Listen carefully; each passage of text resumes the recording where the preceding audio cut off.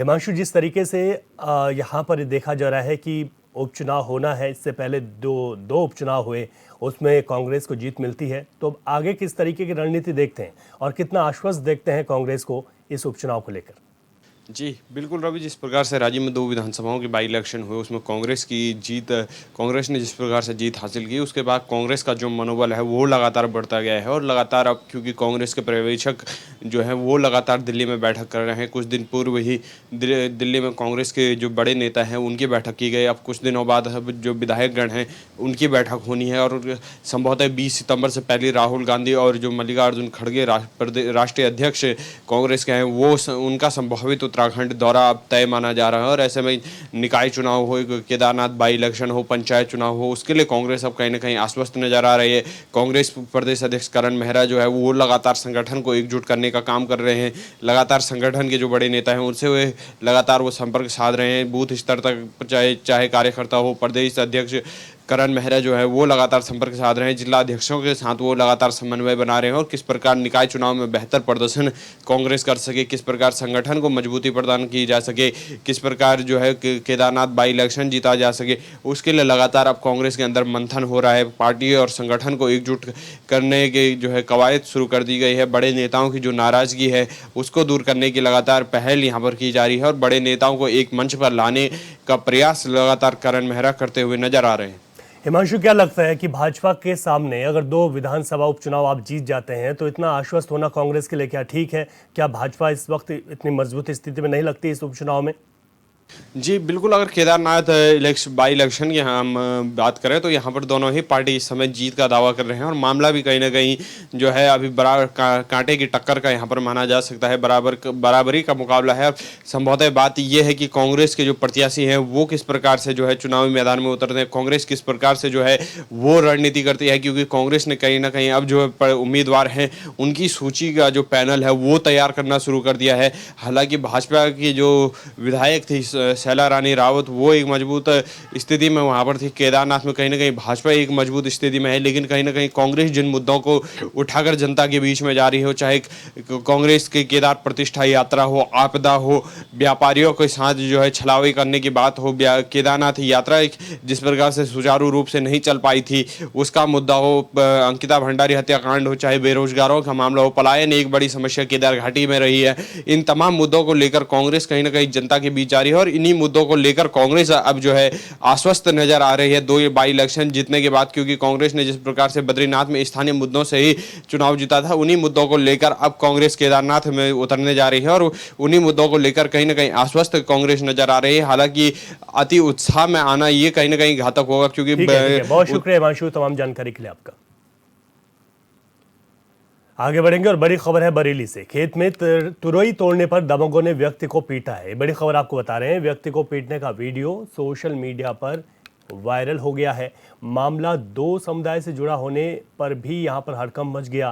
पीड़ित ने पुलिस से मामले की शिकायत की है। बहेड़ी थाना क्षेत्र के सर्कस गांव का ये पूरा मामला है। तो आपको बता दें कि मामले में 2 समुदाय से जुड़ा होने के बाद और ज़्यादा यहाँ पर दिक्कतें हैं, जो उपद्रव यहाँ पर देखने को मिला है वो बढ़ भी गया है, आगे भी बढ़ सकता है, ऐसा भी कहा जा रहा है। बहेड़ी थाना क्षेत्र के सर्कस गांव का ये पूरा मामला है, जहां पर खेत में तुरई तोड़ने पर दबंगों ने व्यक्ति को पीटा और व्यक्ति को पीटने के साथ ही जो वीडियो बनाया गया वो वायरल भी हो गया है। अब इसमें देखना होगा कि क्या कार्रवाई होगी। मामला 2 समुदाय से भी जुड़ा हुआ बताया जा रहा है।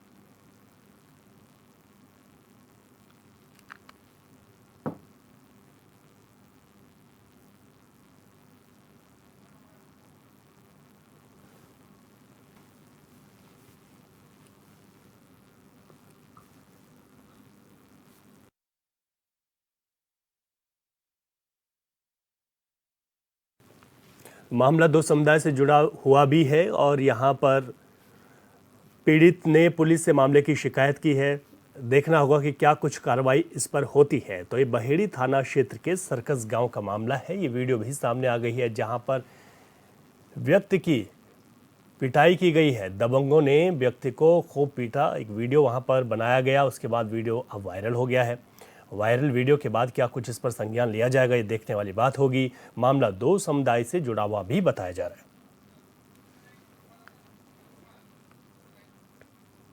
ज्यादा जानकारी लेते हैं, हमारे संवाददाता दीपक कुमार हमारे साथ फोन लाइन पर हैं। दीपक, और क्या कुछ अपडेट इसको लेकर मिल पा रहा है?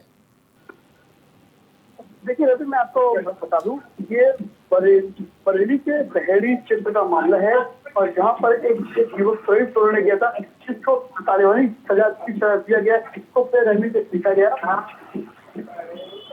और कहीं ना कहीं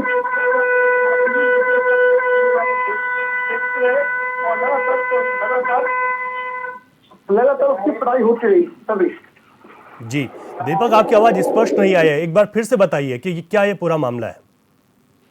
देखिए अभी मैं आपको बताऊँ, ये जो मामला है ये बरेली के बहेड़ी गांव क्षेत्र का है, जहाँ पर एक युवक गया था और जिसको देखो ये कि एक अलग समुदाय का था, इस समुदाय ने जमकर पिटाई करी।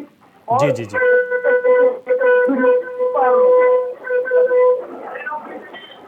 ठीक है, बहुत शुक्रिया दीपक तमाम जानकारी के लिए आपका।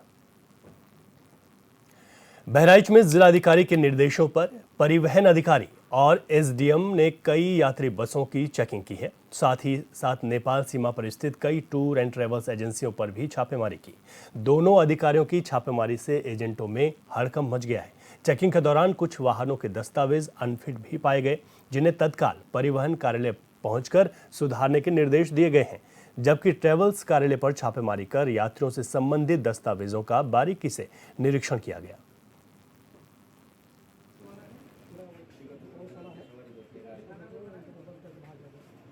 डीएम साहब द्वारा एक आदेश किया गया है कि ज्वाइंट चेकिंग डीएम और एआरटीओ टैक्सी यूनियन और बसों का करें। आज नियर अबाउट 12 बस नानपारा लखीमपुर की राह पर दिया गया, जिसमें कुछ हल्की फुल्की कमियाँ पाई गई, जिसमें आरआई टेक्निकल को निर्देश दिया गया है कि वाहन फिटनेस करते समय फर्स्ट फायर और फर्स्ट एंड बॉक्स का ध्यान दें और सीटों का साफ सफाई। संभल के सदर बाजार में कांग्रेस अल्पसंख्यक प्रकोष्ठ के प्रदेश महासचिव पर उन्हीं के किराएदार ने अपने सहयोगियों की मदद से हमला कर दिया। हमले में कांग्रेस नेता और उनका बेटा घायल हो गया। कांग्रेस नेता के अनुसार वो अपने घर में जीना बना रहे थे, जिसे रोकने के लिए किराएदार ने उन पर हमला बोल दिया। फिलहाल पुलिस ने मामला दर्ज कर आरोपी किराएदार और उसके बेटे को हिरासत में ले लिया है।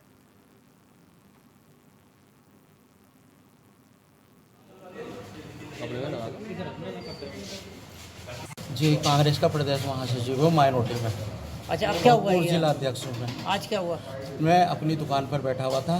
मेरा एक किराएदार है सत्तार, मैं उसके बराबर में एक जीना है मेरा। मैंने उसको बनाने की कोशिश करी दुकान। वो ये कहने लगे कि ये जीना जो है नहीं बना सकते, तुम हमें नहीं जानते हो, और वो मुझे जीना नहीं बना दे रहा है। 3 दिन से ये मसला चल रहा था। आज उन्होंने, जब मैंने अपना जीना खोला तो आज उन्होंने जो है ना अपने लड़कों समेत और 10-12 और बदमाश लेके तमंचों से भी कट्टे भी थे और मेरे जो है ना किरपान मारी यहाँ पर, मेरी ये फट गई।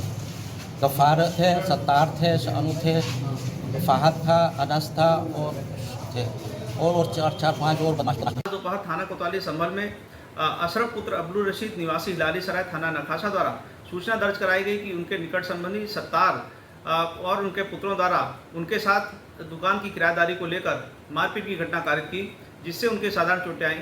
वादी द्वारा दी गई तहरीर के आधार पर अभियोग पंजीकृत लिया गया है एवं उसका मेडिकल कराया जा रहा है। इस प्रकरण में आरोपी अनस एवं सत्तार को हिरासत में ले लिया गया है। मौके पर शांति व्यवस्था कायम है। साक्ष्य के आधार पर अग्रिम विधि कार्य। यहाँ रुकते हैं एक छोटे से ब्रेक के लिए, खबरें जारी हैं।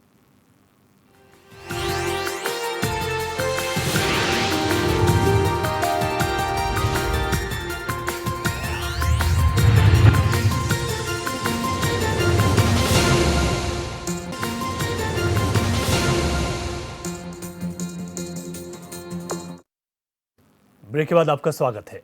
रायबरेली के थाना क्षेत्र के पिछवरिया गांव में रात करीब 9 बजे एक युवक की गोली मारकर हत्या कर दी गई। गांव का ही एक व्यक्ति युवक के घर में बुलाकर बाहर ले गया। वहां मौजूद हमलावरों ने युवक पर फायरिंग कर दी। घटना से इलाके में अफरा तफरी मच गई। घटना के बाद मौके पर पहुंची पुलिस ने शव ले जाने की कोशिश तो भीम आर्मी के कार्यकर्ता मौके पर पहुंच गए। उन्होंने शव ले जाने से रोकते हुए आरोपियों की गिरफ्तारी की मांग की। इस दौरान भीम आर्मी के कार्यकर्ताओं की पुलिस से नोकझोंक शुरू हो गई। घटना की सूचना पर पुलिस अफसर भी मौके पर पहुंचे। पुलिस अफसरों ने आरोपियों पर कार्रवाई का भरोसा देते हुए भीम आर्मी के कार्यकर्ताओं को शांत कराया। पहले बबलू पास की गोली मारी गई थी, अपने ही बिरादरी के लोग हैं जिनको गोली मारी गई। और हम जब बार बार प्रशासन से कह रहे हैं कि ये गुंडागर्दी एक दिन कहीं बड़ा परिणाम न दे दे, और आज ये उसी का परिणाम है।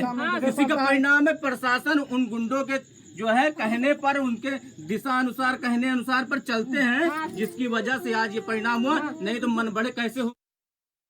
अधिक जानकारी लेते हैं रायबरेली से हमारे संवाददाता लक्ष्मी शंकर सिंह हमारे साथ फोन लाइन पर हैं। लक्ष्मी शंकर, अभी और क्या अपडेट मिल पा रहा है? क्या आरोपियों की गिरफ्तारी हो पाई है? आरोपी की पुलिस की ओर से क्या कुछ कहा गया है? जी सर, रवि सर, मैं आपको बिल्कुल बताना चाहूंगा। जिस तरह अगर रायबेली बात की जाए, रायबेली में पुलिस का इकबाल पूर्ण रूप से खत्म हो चुका, क्योंकि यहाँ दबंगों के हौसले इतने बुलंद हो चुके हैं।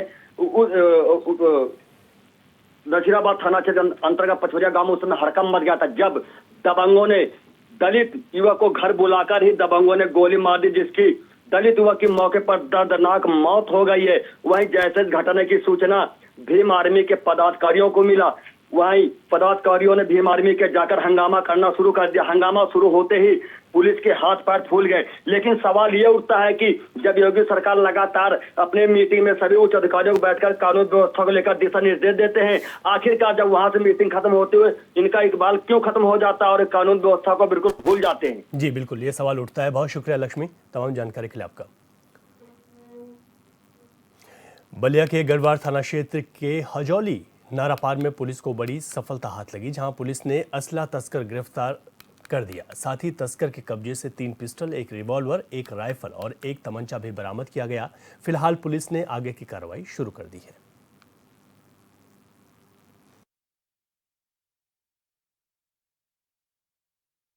थाना प्रभारी गढ़वाल व थाना प्रभारी फेफना की संयुक्त टीम के द्वारा अभियुक्त के घर पर दबिश दी गई थी, जिसमें अभियुक्त डब्लू सिंह उर्फ विनय सिंह व बबलू सिंह सन ऑफ कसमान सिंह हजौली नारापार गढ़वाल, इनकी गिरफ्तारी की गई। इनके कब्जे से पुलिस को 1 अदद पिस्टल 9mm प्रतिबंधित बोर, 2 अदद पिस्टल हस्तनिर्मित, 1 अदद रिवॉल्वर हस्तनिर्मित, 1 अदद कट्टा 315 बोर, 1 अदद हस्तनिर्मित राइफल 303 प्रतिबंधित बोर, 3 जिंदा कारतूस, 2 जिंदा खोखा कारतूस 9mm, 6 जिंदा कारतूस 32 बोर व 3 जिंदा कारतूस 315 बोर, 2 जिंदा कारतूस 303 बोर और 1 जिंदा कारतूस प्रतिबंधित AK-47 बोर का बरामद हुआ था।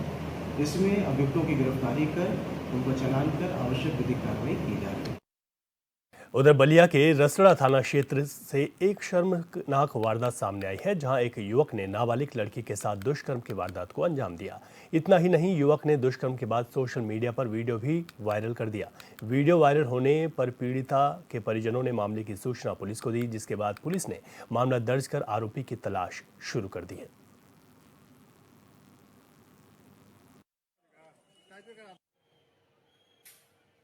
रघुनाथपुर निवासी के द्वारा उसके 11 वर्षीय बालिका के साथ दुष्कर्म का मुकदमा पंजीकृत कराया गया है, जिसमें उसी गांव का एक अभियुक्त है जिसकी उम्र 20 साल है। उसकी गिरफ्तारी के लिए टीमें बना दी गई हैं और लगातार प्रयास किया जा रहा है। विवेचना पंजीकृत धाराओं के अंतर्गत साक्ष्य के अनुसार की जा रही है। अधिक जानकारी लेते हैं। हमारे संवाददाता अमित कुमार फोन लाइन पर इस वक्त हमारे साथ हैं। अमित, इसमें और कुछ जानकारी मिल पा रही है? क्या आरोपी युवक को का कुछ सुराग अभी तक मिल पाया? नहीं, अभी वो फरार चल रहा है, लेकिन पुलिस उसको तलाश कर रही है। और जिस तरह से उसके साथ रेप हुआ, उसके रेप के बाद उसका वीडियो वायरल कर दिया गया, ये बड़ा गंभीर मामला था, जिसको लेकर प्रशासन भी इस मामले को लेकर छानबीन कर रही है और इसकी जो युवक है उसको तलाश कर रही है। ठीक है, युवती की हालत को लेकर क्या कुछ डॉक्टर्स की ओर से कहा गया है? मेडिकल कराया गया, इस पर क्या कुछ अपडेट है आपके पास? युवती का मेडिकल के लिए भेजा गया है और जो उसके परिजन है उनसे पूछताछ की जाए। ठीक है अमित, बहुत शुक्रिया तमाम जानकारी के लिए। बने रहिए, अगली खबर पर भी आपका रुख करूंगा, बने रहिएगा हमारे साथ। बलिया के फेफना थाना क्षेत्र में रोडवेज की बस दुर्घटनाग्रस्त हो गई। गनीमत रही कि हादसे में कोई हताहत नहीं हुआ। बता दें कि बस में 50 से ज्यादा यात्री सवार थे और बस बलिया से लखनऊ जा रही थी। वहीं हादसे के दौरान कुछ यात्रियों को मामूली चोटें आई। बताया जा रहा है कि बस बाइक सवार को बचाने के चक्कर में बेकाबू होकर दुर्घटनाग्रस्त हो गई।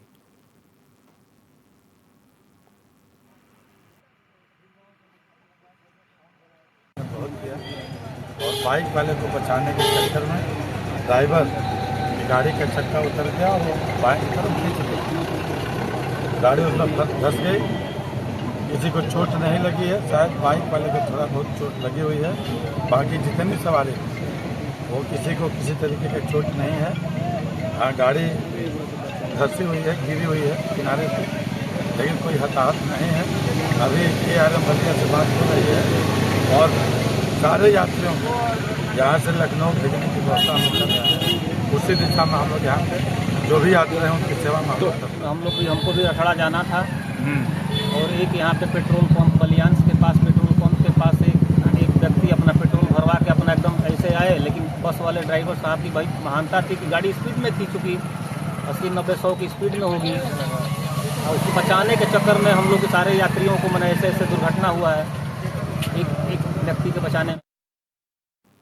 और इस बुलेटिन में अभी के लिए इतना ही। खबरों से अपडेट रहें और देखते रहें चैनल 24/7। इजाजत दीजिए, नमस्कार।